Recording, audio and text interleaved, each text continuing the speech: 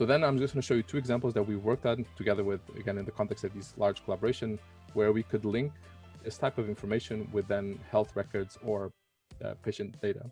So one way that we can do that is we can take human genes that we think are critical for the infection from these lab studies, and then we can combine this with genetic information. And the way this is done is schematized here with one example. This is a real example that we found through our studies.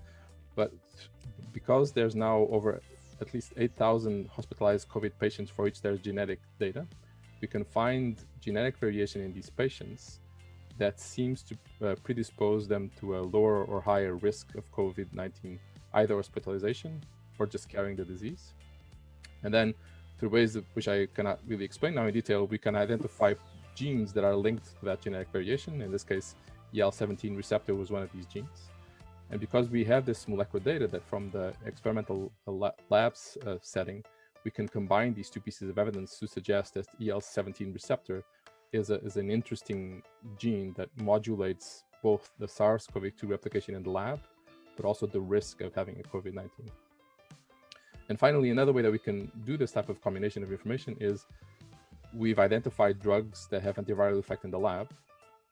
Could we go back to the health records and mine this for retrospective use? So we have now in this study in particular, a company that was involved in this study with us has information for about 700,000 infected human individuals with COVID-19 for which health record information is available.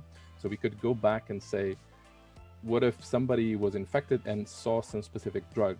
Were these people less or more or less likely to have seriously hospitalized consequences?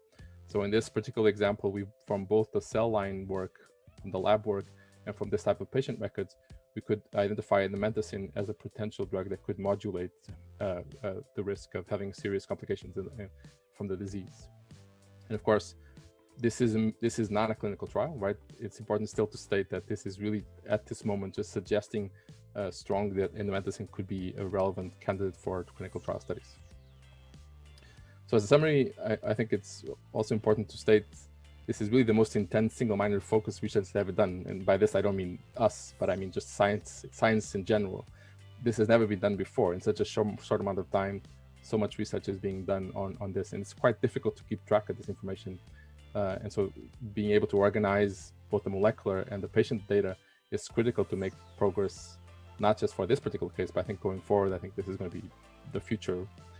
Understanding how the molecular details, of course, better help us understand why some drugs would work, and combining molecular data with patient genetic and health records is likely to be a growing trend for the future in terms of health and treatments.